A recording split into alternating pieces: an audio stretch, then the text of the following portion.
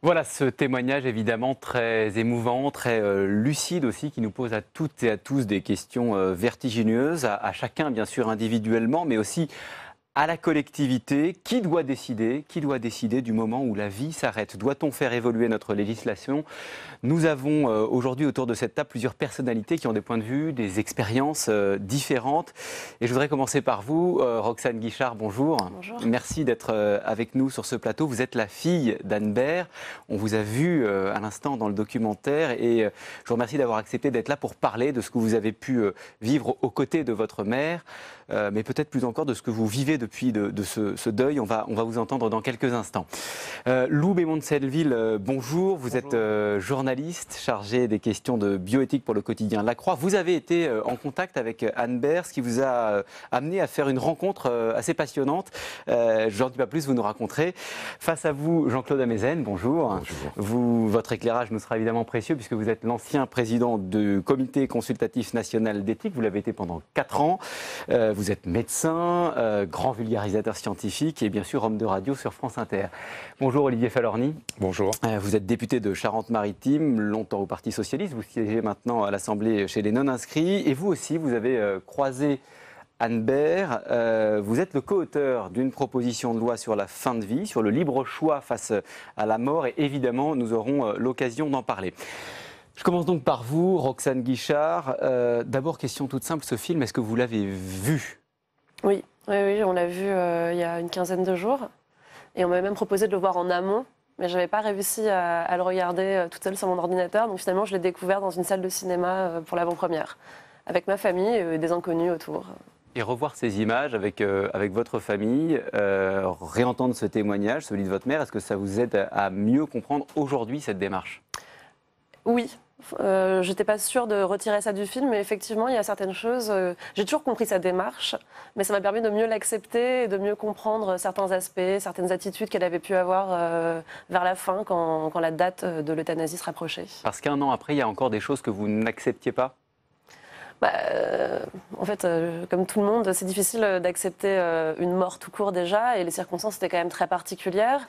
Et ma mère a dû se mettre un peu en retrait de la vie, ce qui a été parfois un peu difficile à constater, à contempler, parce qu'elle a appris, elle l'explique dans le documentaire, à se retirer petit à petit en elle. Et ça, je l'ai mieux compris et mieux accepté en voyant le film. C'est intéressant ce que vous dites, parce que dans le film, justement, ce qui nous frappe, enfin ce qui m'a frappé en tout cas, c'est le fait qu'elle soit extrêmement vivante, on a le sentiment que jusqu'au bout, elle veut vivre intensément. Mais elle le voulait, elle l'a fait jusqu'au bout. J'ai des photos, elle est là avec un verre de vin, alors qu'on est dans le centre de soins palliatifs où ensuite l'euthanasie a eu lieu. Mais pour autant, petit à petit, elle s'est quand même désengagée de la vie de nous les vivants pour se préparer d'une certaine manière, mais tout en restant quand même très joyeuse et très vivante. Mais il y a quand même une forme de mise en retrait, oui. Enfin, en tout cas, moi, je l'ai ressenti comme ça. Je vous écoute et on sent que vous êtes relativement en paix avec cette décision, qui n'est pas la vôtre, mais... Oui, j'ai toujours été en paix avec cette décision. De toute façon, avant même qu'elle l'annonce, quand on a su la maladie qu'elle avait, je savais que tôt ou tard, elle nous dirait qu'elle ferait le choix d'une euthanasie, en fait. J'aime pas trop ce mot. Du reste, une élective à mourir, ça fait plus... Vous pouvez peut-être d'ailleurs nous raconter comment est-ce qu'elle vous l'a dit à vous, à votre famille? Alors, j'aimerais pouvoir vous le dire, mais en fait, je ne m'en rappelle pas. Alors, c'est peut-être un blocage, un mécanisme psychologique. Je sais qu'à un moment, assez tôt dans sa maladie, elle a expliqué que probablement, elle n'irait pas jusqu'au bout. Et ensuite, plus la maladie s'est installée, plus c'est devenu évident. Et elle a dit, là, je suis décidée, je vais faire les démarches pour pouvoir aller en Belgique et bénéficier d'une euthanasie. Mais je ne me rappelle pas d'une discussion posée comme ça où elle l'est annoncée, en tout cas. À aucun moment, vous n'avez tenté de la dissuader? Non, je trouvais que ce n'était pas ma place. C'est une décision que chacun doit prendre face à soi-même. Et j'étais de toute façon, la connaissant, assez d'accord avec le fait qu'elle n'irait pas au bout d'une maladie qui l'enfermerait dans son corps. À vos côtés, donc, Lou Bémond de Selleville, je le disais, vous avez été en contact avec Anne Bert comme journaliste à La Croix. Vous avez une opinion différente, mais on en parlera. D'abord, je voudrais que vous nous parliez d'un autre choix, celui d'un homme que vous avez rencontré précisément par l'intermédiaire d'Anne Bert, je crois. Absolument. En fait, j'ai été en contact avec Anne Bert comme journaliste, comme vous l'avez dit. Et en fait, Anne Baer avait dit dans une interview, je crois à Libération, qu'elle était elle-même en contact avec un autre malade qui était porteur de cette même maladie. La maladie de Charcot. Absolument, cette maladie de Charcot. Et elle avait dit, voilà, je suis en contact avec un jeune homme qui a une quarantaine d'années, qui est très croyant. Et donc j'avais écrit à Anne Baer et je lui avais demandé si il lui était possible de me donner ses coordonnées à ce jeune homme. Et donc j'ai été le rencontrer. Il s'appelle Guillaume Gallard. C'est un ancien beatmaker, un ancien DJ, si vous voulez, d'un groupe qui s'appelle la Funky Family, qui était un groupe de rap très connu des années 90 de Marseille. Et cet homme a 45 ans. Il a 2 petites filles qui ont toutes les deux 8 et 10 ans. Et il est porteur d'une maladie de Charcot depuis 3 ans. Avec des handicaps très lourds. Il ne peut plus bouger les bras, il ne peut plus bouger les jambes. Il s'exprime par une synthèse vocale, c'est-à-dire qu'il a au-dessus de lui un écran sur lequel il pointe avec son regard. Donc il y a un alphabet en fait sur cet écran. Il pointe avec son regard les lettres une par une et une synthèse vocale, un peu une voix de GPS, énonce ce qu'il vient de dicter. Et lui a fait un autre choix. Oui, lui, il a fait un autre choix. Il a fait le choix de continuer et le choix de vivre le plus longtemps possible. Et ça a fait l'objet d'un dialogue avec Anne Baer. Alors, tous les deux se sont échangés, m'ont-ils dit, l'un et l'autre, une dizaine de messages. Je crois qu'il y avait, d'une part et d'autre, un très grand respect du choix de l'un et de l'autre. D'ailleurs, quand j'ai écrit à Guillaume il y a quelques jours pour lui dire que j'allais parler de lui ici sur ce plateau, il m'a redit des choses sur Anne Baer, la manière dont il avait été touché par sa démarche, même si lui, m'a-t-il dit, aurait aimé la convaincre de vivre plus longtemps, de dire qu'il y avait de la vie encore malgré la maladie. Mais voilà, en tout cas, je pense qu'entre tous les deux, il y avait un immense respect. Et comment est-ce qu'il explique, lui, ce choix qui est différent de celui d'Anne Baer parce qu'évidemment, encore une fois, je le disais en commençant, c'est vertigineux. Chacun, face à cette question, répond individuellement avec son histoire, son expérience, son itinéraire. Comment lui, quels sont les mots qu'il met sur ce choix? Alors lui, il dit, si on m'avait dit il y a 10 ans que j'allais être dans cet état, j'aurais refusé. Et puis, quand la maladie s'est annoncée, il décrit un immense cataclysme, et puis petit à petit, une mer qui s'apaise. Il parle vraiment avec ces mots. Et maintenant, il décrit un grand calme. Mais il dit qu'il y a un cap à passer, qu'il y a un cap qui est extrêmement difficile. Et encore une fois, personne ne peut juger les choix des uns et des autres. Enfin, ce n'est pas du tout l'objet. Mais en tout cas, maintenant, il est paisible. Il écrit un livre, paradoxalement, il écrit un livre de cuisine alors qu'il a perdu l'odorat et qu'il ne peut plus manger. Il est là avec ses 2 filles. Quand je suis allé le voir dans le sud de la France, ses 2 filles étaient là, l'entouraient, lui racontaient la journée au retour de l'école. Toutes les deux m'ont dit « Ah, papa va passer à la télé », et tout ça. Enfin, en tout cas, voilà, c'était vraiment une maison pleine de vie, alors que moi-même, quand je suis arrivé dans cette maison, j'ai évidemment été interpellé et frappé par la situation de cet homme. Jean-Claude Amezen, 2 expériences très différentes face à cette question. J'ai envie de vous poser la question qui est celle du médecin qu'on voit dans le documentaire et qui dit à Anne Baer tu me places devant mes limites, tu nous mets en limite de compétence. Est-ce que vous, comme médecin, face à ces choix, vous vous sentez en limite de compétence? Alors, je ne parlerai pas en tant que médecin, je parlerai à titre personnel, indépendamment de mes expériences. Je crois que ce que montre d'une très belle manière, avec beaucoup de respect, avec beaucoup d'intensité, avec beaucoup de pudeur, ce film et ce qu'on vient d'entendre, c'est le respect qu'il faut apporter à une personne qui est confrontée non pas aux limites de nos capacités d'intervention, mais je veux dire à une demande d'écoute.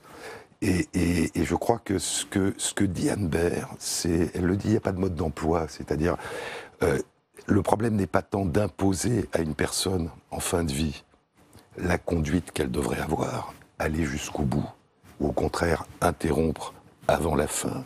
Je crois que c'est d'essayer de se mettre au service de la personne, plutôt que de la mettre au service de ce qu'on croit bon pour elle. Et je crois que dans tous ces cas, que ça soit la volonté d'aller jusqu'au bout, de vivre jusqu'au bout, ou la volonté d'interrompre et de ne pas se voir aller jusqu'au bout. Je crois que dans les deux cas, Anne-Bert le dit, il faut du courage. Et ce que montre ce film, et ce que montre l'histoire que vous racontez, je crois, c'est qu'il est assez rare que des personnes s'approprient leur fin, c'est-à-dire pas simplement la subissent, mais se l'approprient. Et je crois qu'il est assez rare dans la société qu'on accompagne ces personnes et qu'on les aide. Il y a un déficit scandaleux et tragique d'accompagnement en termes de soins palliatifs, hein, c'est-à-dire simplement de présence, de soulagement de la souffrance. Et il y a aussi une indifférence en ce qui concerne la façon dont les personnes veulent vivre leur fin de vie. Donc je crois que la difficulté que nous avons dans notre pays, c'est au fond d'accepter, d'écouter, de respecter la singularité de ce qu'est la vie de chaque personne et de ce qu'est la façon dont chaque personne imagine, se représente ce que va être sa fin de vie. Encore faut-il qu'elles aient le choix, mais c'est ce qui va être l'objet de notre questionnement maintenant. Olivier Falorni, à la place qui est la vôtre, celle du politique, comment est-ce que vous avez regardé ce documentaire? Je rappelle que vous avez, vous aussi, eu l'occasion de côtoyer Anne-Bert, de l'entendre. Avec beaucoup d'admiration d'abord. C'est vrai que j'ai eu la chance de la rencontrer avec son mari à ma permanence. Elle était venue alors que la maladie ne l'avait pas encore, j'allais dire, totalement emmurée dans son corps. Elle était venue me dire qu'elle appréciait le combat que je menais depuis des années sur la fin de vie et de m'enjoindre de le continuer. Et d'ailleurs, je m'étais engagé auprès d'elle pour déposer une proposition de loi qui a été déposée et dont elle a rédigé à travers une lettre qui avait été publiée, le préambule, la préface de cette proposition de loi. C'est elle qui l'a écrite. Hein. C'est elle qui l'a écrite et j'ai tenu à ce que l'exposé des motifs, finalement, qui est en général une présentation assez technique, soit son œuvre. Parce que, au-delà de l'aspect juridique, au-delà de l'aspect médical, et moi, je dois dire que j'ai déploré, lors du précédent débat que nous avons eu à l'Assemblée nationale sur la loi Claes-Leonetti, que ce débat soit médicalisé. Vous disiez que vous exprimiez en tant que citoyen d'abord, plus qu'en tant que médecin dans ce débat, et je trouve que c'est judicieux, parce que j'ai vécu à l'Assemblée nationale, lorsque nous avons abordé ce texte, un débat qui a été monopolisé sur des questions médicales, alors que c'est un débat citoyen, éminemment respectable, où toutes les opinions doivent être écoutées. Et je trouve que, à travers le témoignage d'Anne-Bert, qui est formidable, d'une immense élégance, et je trouve d'une grande force. Alors Roxane disait, petit à petit, elle s'est désengagée du monde des vivants, et je pense que pour sa famille, ça a dû être difficile. Mais je trouve que par ailleurs, c'est un immense courage parce qu'elle s'est engagée pour les vivants dans un acte d'abnégation inouïe, puisqu'elle s'est battue lors des derniers jours, lors des derniers mois de son existence, pour un droit dont elle savait qu'elle ne pourrait pas elle-même bénéficier dans son propre pays. Et je trouve que c'est absolument admirable d'avoir mené ce combat, d'avoir accepté, parce que j'imagine que ce n'était pas forcément son naturel, d'accepter une caméra dans son intimité. Et je trouve que c'est une formidable abnégation et elle a largement contribué, je pense, de façon très importante pour ce combat, pour le droit de mourir dans la dignité. Alors en tout cas, cette loi, elle n'a pas changé et on va voir pourquoi on va en discuter. Peut-être avant de poursuivre, je vous propose de réentendre Anne-Bert lorsqu'elle exprime l'une des raisons, peut-être la raison principale d'ailleurs, qui la pousse à demander l'euthanasie. Je n'arrive toujours pas à comprendre pourquoi je dois passer par cette case agonie. En fait, c'est de ça que je ne veux pas.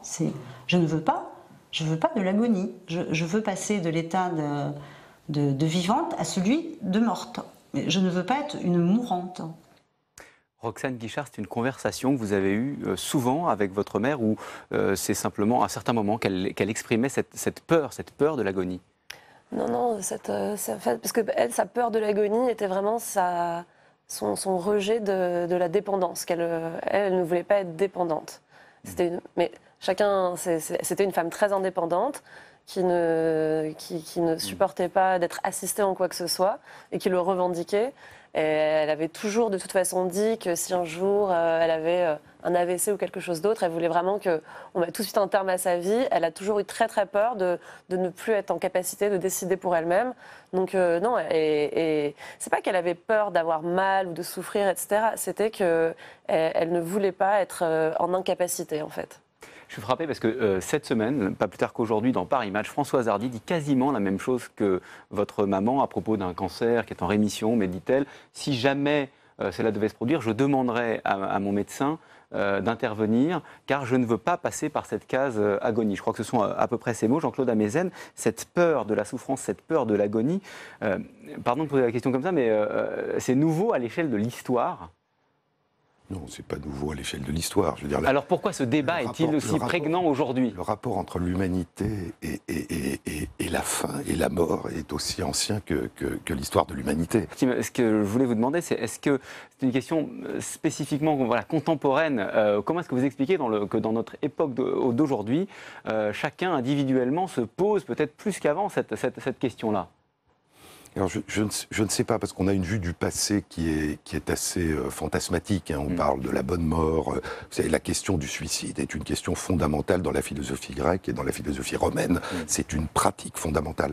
Donc le fait, pour des raisons d'ailleurs à l'époque, qui n'avaient rien à voir avec le fait de savoir qu'on avait une maladie qui allait vous emporter. C'était pour des questions d'honneur, c'était des personnes qui décidaient de ne pas vivre dans telle ou telle condition. Donc c'est une question ancestrale. Là, on est dans un cas beaucoup plus précis, beaucoup plus particulier, à une époque où la médecine a fait des progrès extraordinaires. Notamment dans le combat contre la souffrance. Alors malheureusement, c'est un combat qu'elle ne mène pas comme elle devrait le faire et avec l'intensité où elle devrait le faire, mais sauver la vie. Et donc la question de la fin est devenue une question moderne et en lien avec la médecine. C'est-à-dire, au fond, que peut-on faire lorsque la médecine ne peut rien pour nous, sauf soulager les souffrances?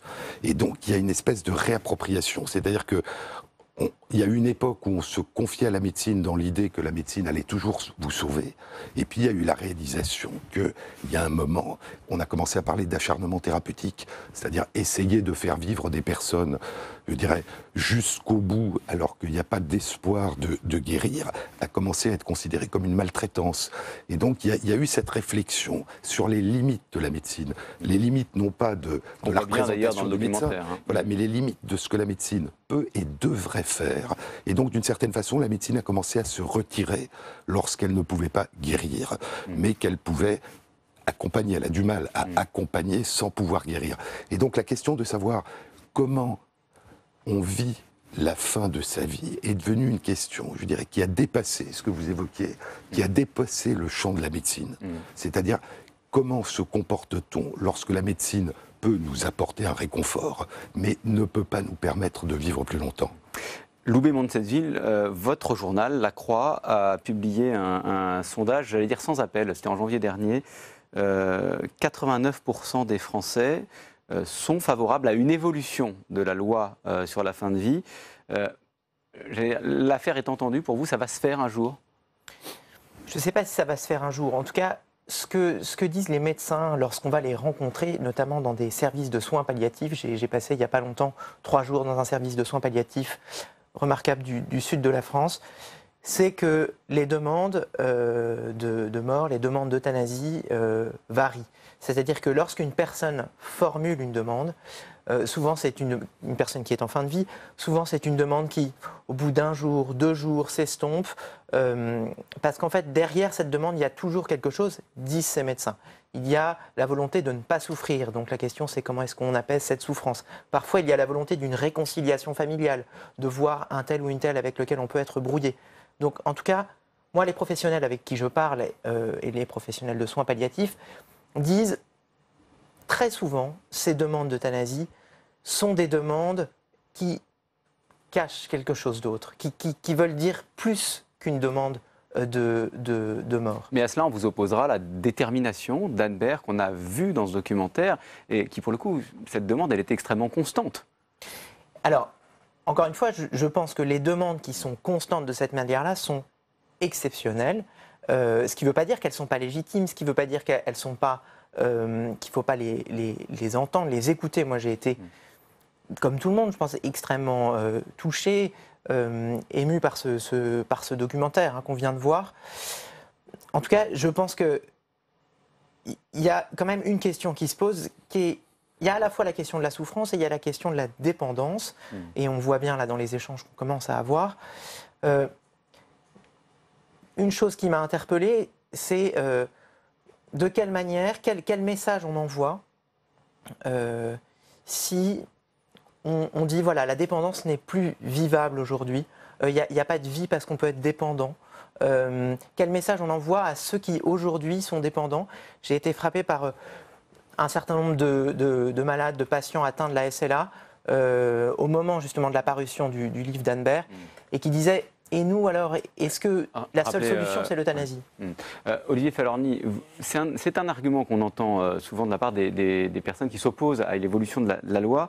Voilà, ouvrir cette porte à l'euthanasie, c'est à terme en quelque sorte imposer cet usage et dire aux personnes dépendantes, voilà, il faudrait peut-être songer à partir. Vous l'entendez, vous, cet argument? Pas du tout. Vous évoquiez tout à l'heure la question de l'évolution des mentalités au fil des ans et au fil des siècles. Ouais, je l'évoquais à travers le sondage de la Croix. Oui, mais vous n'avez pas évoqué un chiffre tout aussi important que les 89%. Ce sont les 72% d'avis favorables de croyants pratiquants. 72%. Et là, je crois qu'on mesure l'avancée des mentalités. J'aime trop la vie pour me laisser mourir, disait Anne Baer. Je pense que cette phrase résume tout.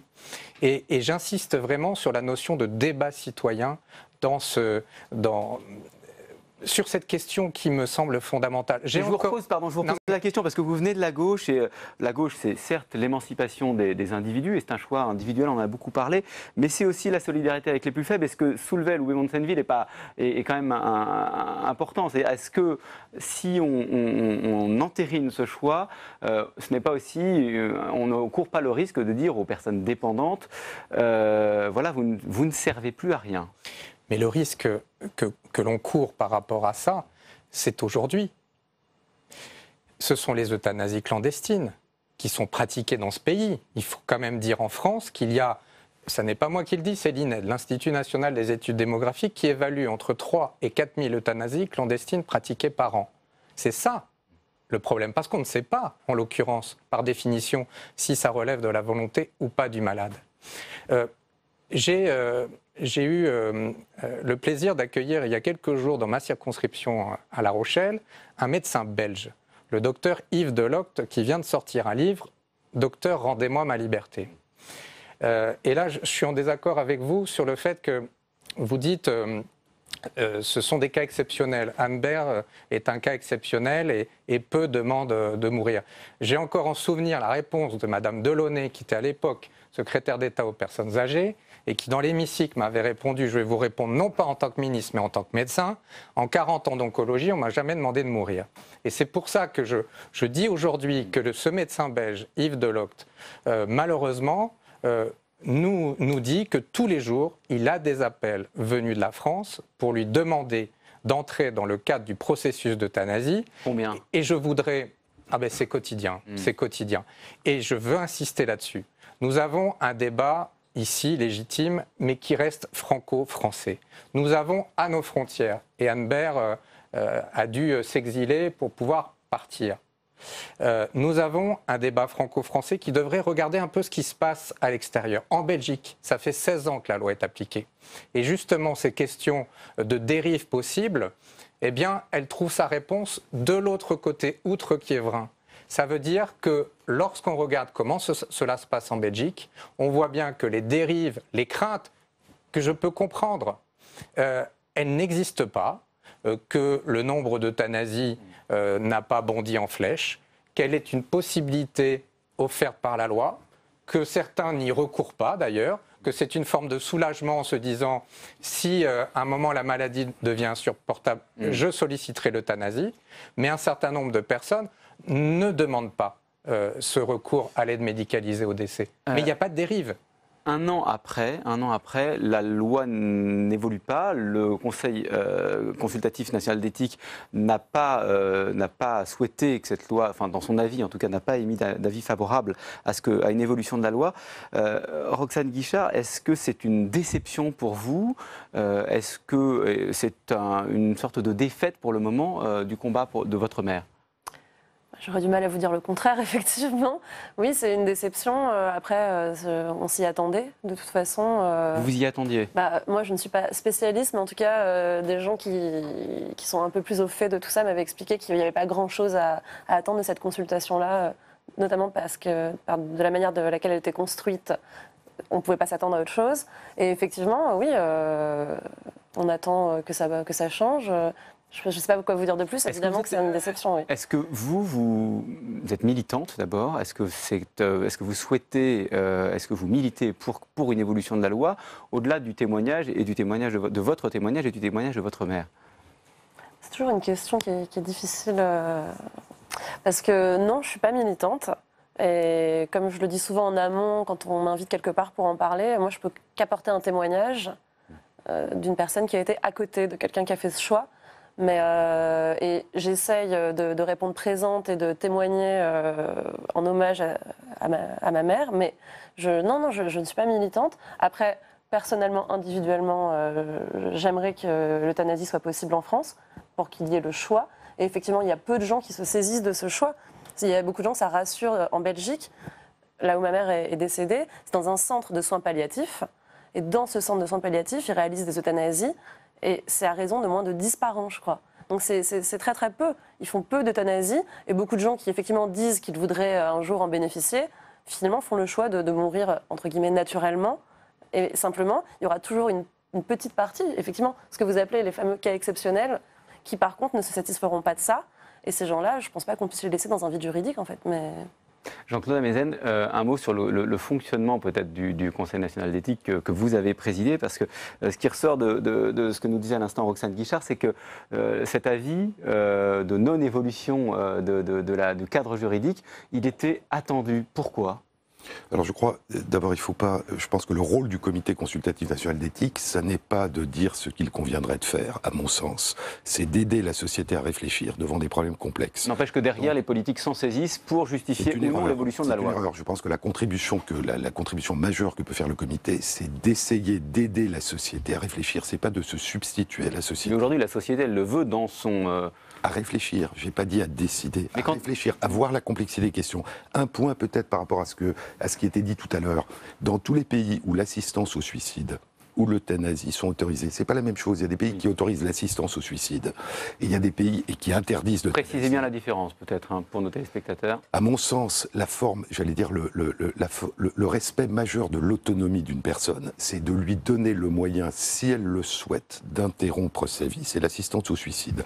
L'euthanasie va un pas plus loin, c'est de demander à quelqu'un, en l'occurrence un médecin, parce qu'on le lui a demandé, d'interrompre sa vie.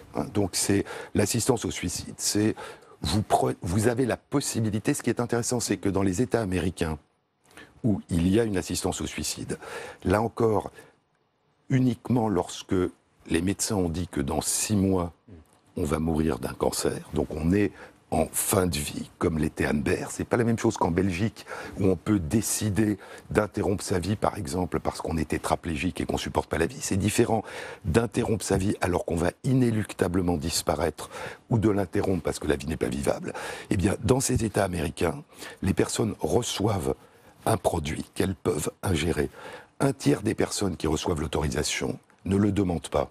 Un tiers des personnes qui reçoivent le produit parce qu'ils l'ont demandé ne le prennent pas jusqu'au bout.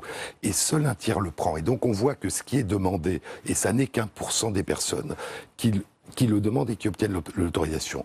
Ça veut dire que ce qui est demandé, c'est pas forcément d'interrompre sa vie, c'est d'avoir la possibilité, si on considérait que c'était insupportable, de pouvoir le faire. Un deuxième point important, dans tous les pays où l'assistance au suicide ou l'euthanasie est autorisée, chacun a droit, effectivement, à un accompagnement en soins palliatifs. Dans notre pays, plus de la moitié de nos concitoyens n'ont pas accès aux soins palliatifs. Donc je crois que la demande d'interrompre sa vie, c'est quelque chose qui, dans un pourcentage faible, vous l'évoquiez, 1%, un demi% dans les pays qui l'ont autorisé, de toutes les personnes en fin de vie, c'est quelque chose qui se passe dans un contexte où l'accompagnement a lieu. Louis Monseneville, je vous ai vu tiquer tout à l'heure au moment où on évoquait les dérives ou le fait qu'il n'y a pas de dérive en Belgique. Moi, je voulais réagir effectivement sur la Belgique sur 2 points. D'une part, quand vous dites qu'il n'y a pas de dérive, moi ça m'interroge. Ce qui m'interroge, c'est que, contrairement à ce que prévoyait la loi belge il y a 15 ans, aujourd'hui, il est possible d'euthanasier des mineurs, ce qui n'était pas possible auparavant. Donc qu'est-ce que ça veut dire d'euthanasier des mineurs? Est-ce que c'est une dérive ou pas? Moi je pense que la question se pose sérieusement, premier point. Et deuxième point, de la même manière, il est possible d'euthanasier des personnes qui sont en dépression, qui sont dépressives. Et moi-même je parlais à un médecin qui pratique des euthanasies régulièrement en Belgique et qui me disait, au fond, qui suis-je pour dire à cette personne qui est dépressive, eh ben, continue à prendre nos antidépresseurs s'il veut mettre fin à ses jours. Moi, honnêtement, cette question m'interroge. Cet élargissement m'interroge. Ça, c'est le premier point.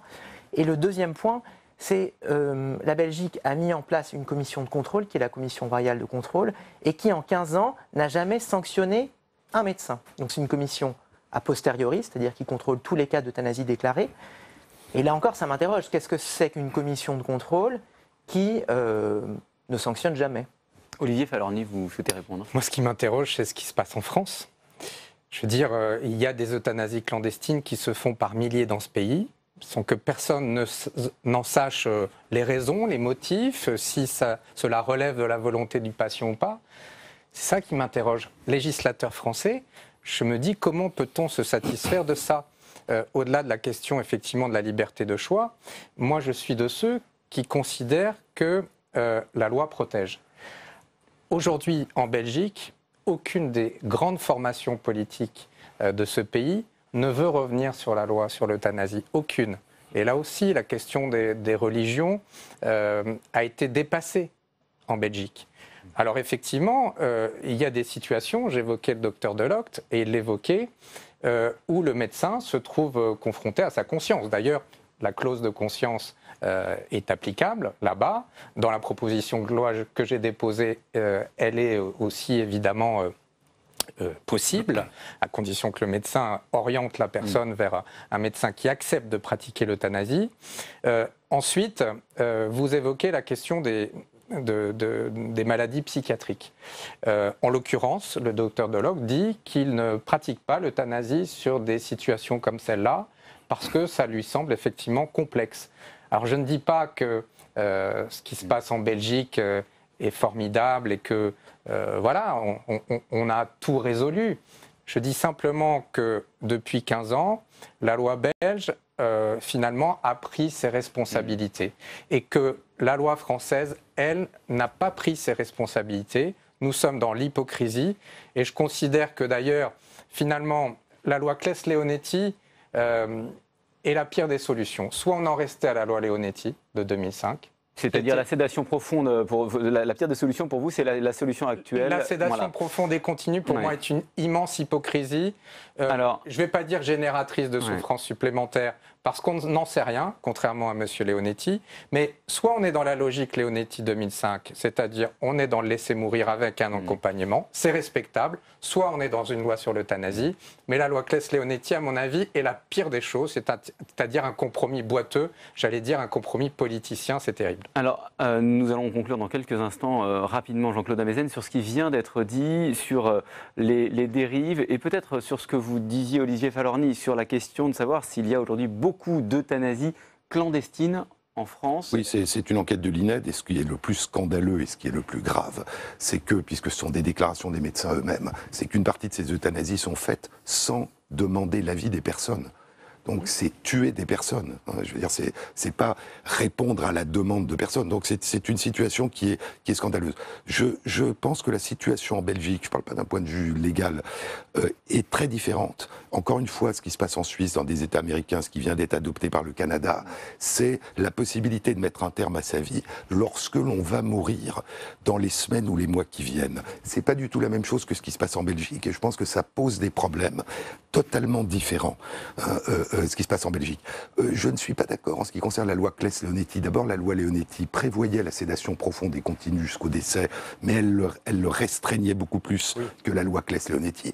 Je pense que ces lois ne sont pas mauvaises. Ce qui est scandaleux, c'est que depuis la loi sur les soins palliatifs en 99, c'est-à-dire depuis près de 20 ans, elle n'est pas appliquée. Et donc, ce qui est tragique, c'est qu'on considère que l'assistance au suicide ou l'euthanasie en France serait une alternative à l'absence de soins palliatifs, au lieu d'être une possibilité donnée en plus de l'accompagnement. Et donc je crois que la loi Claes-Leonetti, qui permet l'accompagnement, qui permet la sédation jusqu'au décès pour ceux qui le souhaitent, est une bonne loi à condition qu'elle soit appliquée, parce que des lois non appliquées sont des mauvaises lois, puisqu'elles ne donnent pas le droit qu'elles proclament. Mais la question, c'est est-ce qu'on peut aller plus loin dans l'écoute et dans l'acceptation de ce qu'est le choix ultime d'une personne en fin de vie. Si cette personne ne veut pas aller jusqu'au bout, je dirais, de sa mort, on peut même pas dire naturelle aujourd'hui avec l'accompagnement médical, mais disons jusqu'au stade ultime. Et je pense que c'est une façon d'écouter et de respecter la personne. Et je pense que la leçon d'Anne-Bert, c'est pas tant son histoire personnelle qu'elle ait choisi l'euthanasie, c'est l'histoire remarquable, très, très émouvante, d'une personne qui s'est appropriée sa fin de vie. Pour conclure, j'aimerais vous entendre, Roxane Guichard, parce que nous avons des débats. Vous êtes, comme vous le dites, vous témoignez, mais vous y participez aussi à ces débats. Est-ce que vous y participez de manière dépassionnée aujourd'hui, 1 an après? Oui, mais déjà à l'époque, je pense que j'aurais toujours pu participer à des débats de façon dépassionnée. J'y participe de façon dépassionnée parce que je ne pense pas que ce soit le genre de questions sur laquelle on peut vraiment convaincre les gens. Je pense que c'est quelque chose qu'on a tous intimement et je ne pense pas qu'on pourrait réciproquement se convaincre par la force des arguments en fait. On a beau dire que 89% des Français sont pour, c'est pas pour autant que ça va convaincre quelqu'un. Donc moi je suis là pour témoigner de ce que ça a pu être pour nous. Et je ne peux pas faire plus. Et je pense que c'est vraiment aux gens. Par contre, je pense que la seule chose qu'on pourrait devoir à ma mère, si on tentait qu'on ait dû lui devoir quelque chose, c'est de réfléchir à sa propre fin. Que chacun le fasse individuellement et que chacun voit la conclusion qu'il en tire. Merci beaucoup, merci de votre présence, merci à tous les 4 d'avoir été là. Je rappelle le titre du livre d'Anne-Bert, Le tout dernier été, qui est paru au Livre de Poche. Olivier Falorni, vous évoquiez le médecin belge Yves Deloche, Docteur, rendez-moi ma liberté. C'est le titre de ce livre que je crois vous préfacez chez Michel Lafon. Autre point de vue, La Croix a publié au printemps un hors-série bioéthique, le grand débat. Alors ça va au-delà de cette seule question de l'euthanasie. Je renvoie aussi bien sûr au site du CCNE, ccne-éthique.fr. Et puis vous me permettrez, Jean-Claude Amezen, de rappeler votre dernière publication sur les épaules de Darwin. C'est le tome 3, où il est question non pas de la fin, mais de nos origines, je crois, nos origines de l'homme. C'est toujours aussi passionnant. Merci à tous les 4. Un monde en doc se poursuit avec la rediffusion de ce documentaire sur le Brésil, qui permet de mieux saisir le contexte dans lequel se déroule l'élection présidentielle. L'élection à haut risque, vous le savez, la désillusion de la jeunesse brésilienne après les années Lula. Encantado, c'est un film de Felipe Galvão. Et puis, nous reviendrons aussi sur la jeunesse de notre Constitution en ce mois d'octobre où nous commémorons le 60e anniversaire de la Ve République, 1958, Ceux qui ont dit non, un documentaire signé Philippe Saada. Merci à tous. Public Sénat, avec le soutien de l'Institut national de l'audiovisuel, vous a présenté Un monde en doc.